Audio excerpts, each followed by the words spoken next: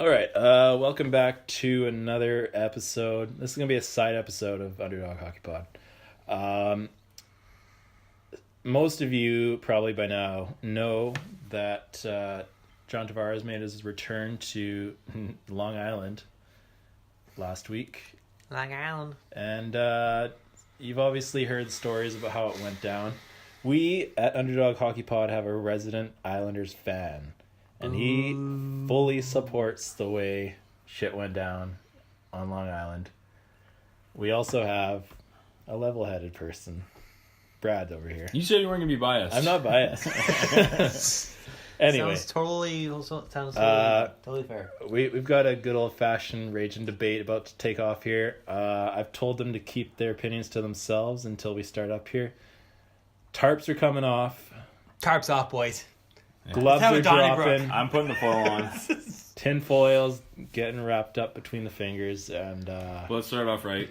we're obviously going to start it off right. We got to crack the beer. That's right. Sponsored by Retro. You're actually going to do that? Yeah, Okay. let's There you open go. it. 3, 2, 1, go. There you go. And we are off. Ding, ding, ding, ding, ding. Who wants the first point? You gotta start us off. You gotta start it. Yeah, since you're supposed to be the mediator. Tyler is supposed to be the mediator, so All right. we'll see how this goes. First of all, we'll get the opening arguments from the Islanders fan. Yeah, I want to hear your side of the story. All right. Why is it okay that he was treated this way? Well, in debates, usually it's considered the Well, slightest. what happened, Kurt?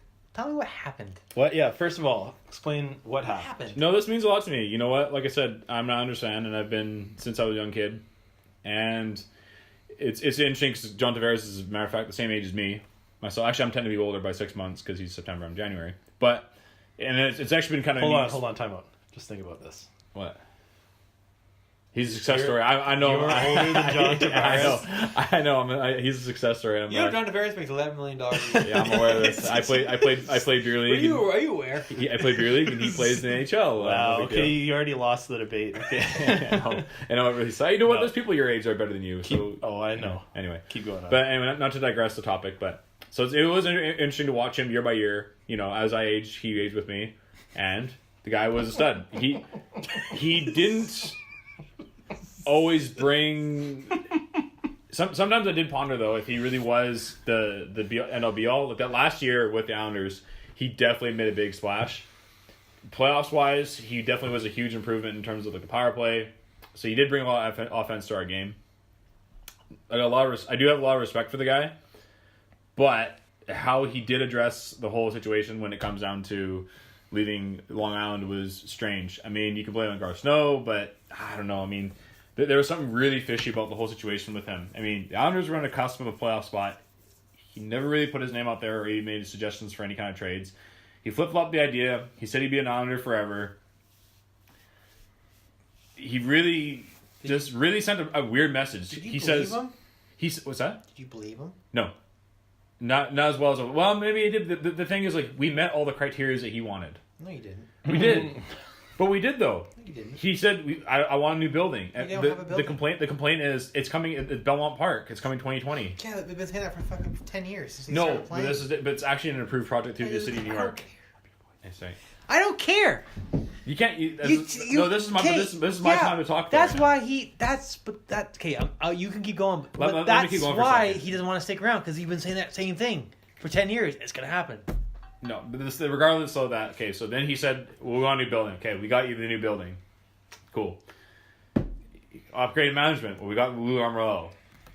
Okay, why did all this happen the off-season he was becoming a free agent? Like why? What about the 10 years before that?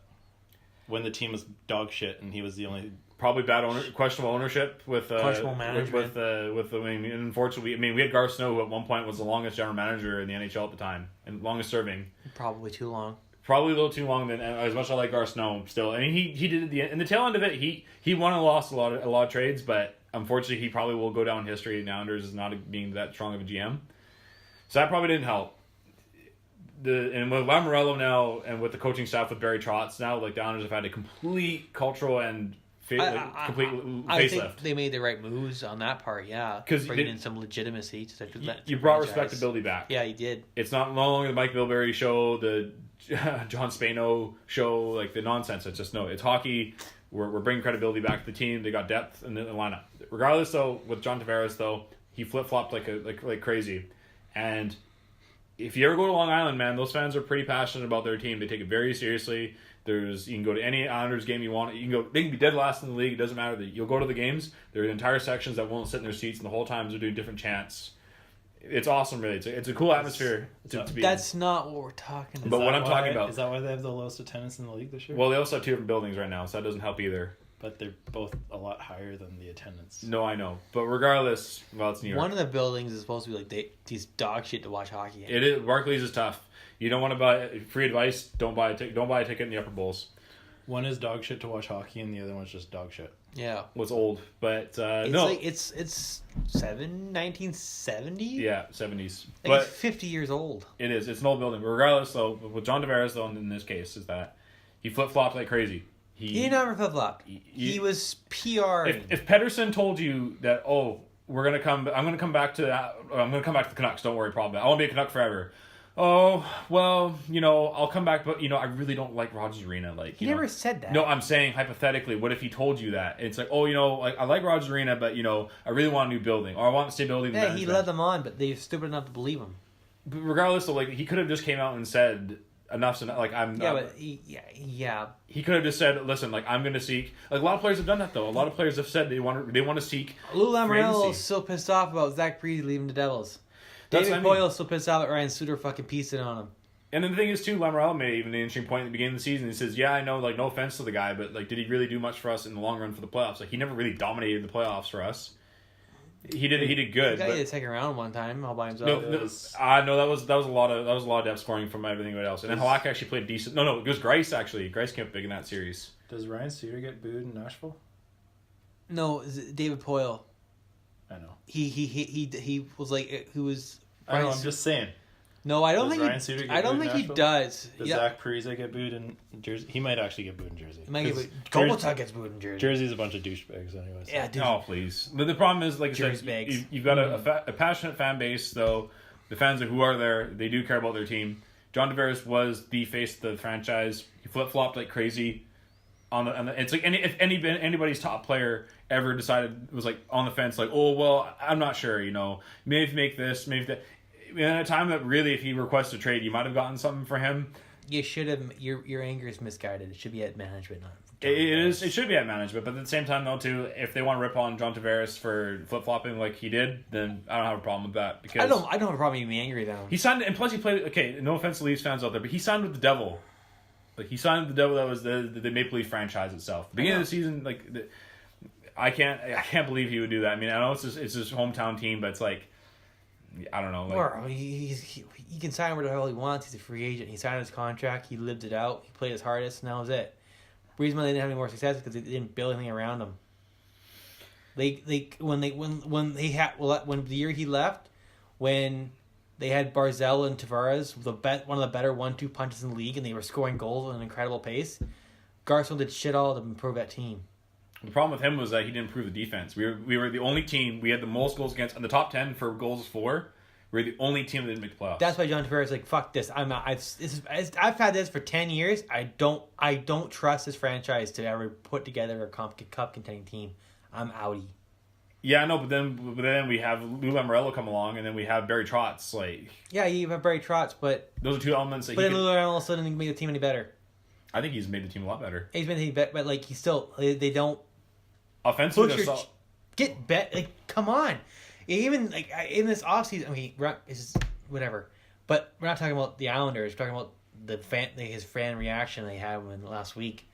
But like, it's all related though. It's all, but like the Islanders, it stems back to. It's a good first management, year, right? It's a good first year, but management and the Islanders have been like something's really weird in how the Islanders go about their business. Well, they have new ownership. They have a new GM. They have a new coach. And like I said, they brought respectability back to the franchise itself. It's no longer just these. Like, I definitely think there's definitely I definitely respect their franchise now more than ever. I think a lot of people do. John Tavares is like I just don't trust this. I don't trust this organization to put together a good team, like a legitimate cup contender. I mean, are the Leafs doing that much better though? I mean, yeah, they're an awesome team, but everyone's predicting them to get bounced in the first. I trust Dubas and the Leafs organization. Dubas is impressive. Well, then again, who was running that ship before though? Dubas though. I think Dubas, but he was a GM at the time, wasn't he? Did Lamoriello have a Did big... they have- No, that was Lamoriello, I don't think was ever the GM. But he definitely played a big part of the strings because... no. It was because Dubas was the key. That was his first move, was signing John Tavares. He was GM at the time, Yeah. and I think JT just said, I've given you guys almost my entire prime of my career. You did nothing with it. I'm out. I totally respect what he did. He's a free agent. He's LeBron James, and I'm out. They don't owe you. It sucks. It hurts. It hurts when they leave, but they don't owe you anything. Well, we beat him both times. And they don't owe him he anything. He was in town, so he was pointless both times, so suck it. Yeah, he feels like he feels unappreciated. Considering, fine. yeah, He'll be great, but the thing is, in Maple Leaf Town, a lot of people forget they chase their players out of town too all the time. oh, I do, and I'm sure might be Nylander, might be the next guy. Gardner's definitely the Larry Murphy. Gardner is a whipping boy. Larry Murphy is a perfect example with the Maple Leafs. Like, who they're gonna sit there? Oh, we're gonna give John this big applaud because he got his feelings hurt in Long Island. Larry Murphy got chased out of town too. He's like a Hall of Fame ballot defenseman. Is he from Toronto? And he won a cup. He won 2 cups actually, and he even said during the celebration in 1997, he says it was ridiculous what the Leafs fans did to me. I was trying my absolute hardest, and they absolutely just like threw me under the train, not the bus, the train. And now he ended up having an ultra successful career out of it. I mean, I've never seen that clip, but You gotta look it up. You can watch. Take your word for it. We can watch the 1997 Stanley Cup win. That was also 22 years ago. So it's But it doesn't matter. Generation The premise is that fan bases do that anyway. Though how many times have the Canucks chased players? Dan Kluche was obviously he was warranted. He wasn't a franchise player though. That was different. He was a depth player though, at the end of the day though. Like a lot of teams have chased their stars. Okay, look at even. Okay, I want to justify them throwing things at John Tavares and having signs and almost like berating him that how much of a piece of shit he is because he left their because he's a UFA. It was disrespectful. It gave a bad taste in the mouth for most hockey in the hockey community, like, towards the Islanders fans. Just like you can boo him when he touches the puck. I mean, most teams do that. Kessler still gets booed in Vancouver. Okay, and then let Duncan Keith gets still booed for elbowing Daniel Steen like 8 years ago. Teams, you can boo him when he touches the puck, but throwing things at him, do it. Do it? Yeah. Really? Yeah. Why? Why not? Why is throwing things at a player allowed? Because in other sports do it all the time. Why? It gets quite passionate. Americans in okay? This is a Canadian perspective, but Americans in other sports, they're super passionate about it at the bottom line. But so you're supporting throwing things at another human being because he left your franchise with every right that he had. Still, at least he could have probably addressed it a little better than the way he did. I would rather him take the Brendan Shanahan route in Hartford and say that I'd rather be traded. I don't doubt it, but that's Gar Snow to be like, listen, John, if you don't have if we don't sign you, if you don't sign by tomorrow, I'm gonna have to throw a list I'm trading you. Mm-hmm. That's on Snow. That's on JT. I have no problem. It's easy. It's even easier to hate John Tavares making the move to Toronto as well because Toronto doesn't. I don't think it matters where he signed. I think it does matter where he signed. I don't think he matters where he signed at all. He signed in he San took a picture of his Jose. goddamn pajamas. That was somebody leaked that photo or whatever. He's living his dream. That's what he wanted to do. God forbid he wants to do what he wants to do with his own career. Okay. I had no problem with it at the end of the day, and especially if you're a passionate sports fan. You can boo him, but throwing things at him, Towners fans are that jersey missed. Whatever. That jersey. What about the snakes? They're throwing the snakes at him? I thought it was hilarious. It was funny, but at the same time, funny. like it was like really like throw the snakes. I say, throw them away. I say, that Islanders guy. Fans get a 0 on. They get a 10 out of 10 for creativity. 0 on class, though. 0 on class. That's fine with me, man. You know what, man? Like I said, okay, but that ties into them giving respect around the league. Is that entire Islanders? When you do shit like that, people are like, "Oh, Islanders, they fucking what a joke they are." Who cares? Why would you want to sign there as a free agent when you see you're the best player to play for the team in the last 25 years? treated like that. Yeah, but his situation was quite unique, though, how he was holding out and holding out and holding out and holding out. But look at his friends are on the other side. Anders Lee, Matt Barzell learned a lot. All his friends are still there and his good buddies. That's fine. And they're looking around like, man, guys, this is one of my best friends I had for years, and the fan base is treating him like shit. I feel so bad for this guy. My selfish reasons, I hate this fan right now. But you know what, though? But their decision making won't be the same in the long run, though, as what John Tavares decided to do. I can't say that. I don't know. What if Lee walks? With Lee walks, well, then at least if he was open about it, or if he actually just gave an indication about it. But the thing is, though, like Lee's not but he's not really the franchise of the team, though, is he? He's the captain now. He's an awesome player. I love Anders Lee to pieces. Like if he left for more money, I'm cool with that, man. The guy is underrated, super underrated player. But I don't know. It depends how you go about it. And like I say, it really probably, in my opinion, it probably didn't help that it was the Maple Leafs as well that he decided to sign with, who is very much a hated franchise within the league. So you think if he played with San Jose, he wouldn't have got snakes thrown at him? Probably not. San Jose, anywhere else but Toronto. I don't think so. Or the Rangers. Rangers, he would have been lynched. Okay, I can understand the Rangers. Yeah. He would have been lynched. Yeah. I can understand the Rangers. I think everybody's sick of the Rangers signing every top free agent every year, but Toronto, it's a case of it's a hometown team. If Anders Lee leaves to go play for the Minnesota Wild this offseason, does not leave the New York Islanders with any draft picks, any compensation for him leaving. How do you feel about that? Well, like I said, and the league leaves, Brock Nelson leaves, and Jordan will leave. I think it's a bit different. Same reason JT left. I just don't trust this franchise to pull it all together. Mm-hmm. If he goes to Minnesota, I don't think it would be that big of a deal. If Anders Lee decided to go back to Minnesota, okay, I'll agree with you on this part because he's signing JT. Him signing in Toronto is on every single newscast. It gets shoved down your throat as an Islanders fan. Absolutely, I understand that part. And as a Union Canucks fan, as a Winnipeg fan, it doesn't matter. You're not safe. I don't think it matters that he's signed with absolutely not Toronto safe. Maple Leafs. I think it pisses it like kind of an extra sting in the wound is because it was shoved down your throats every day that he signed with the Leafs. I get that aspect of it. Yeah, like it's August 7th. John Tavares is eating cereal this morning. Yeah. And, Playing Watch Fortnite. how that affects his training camp. Click here to find out more.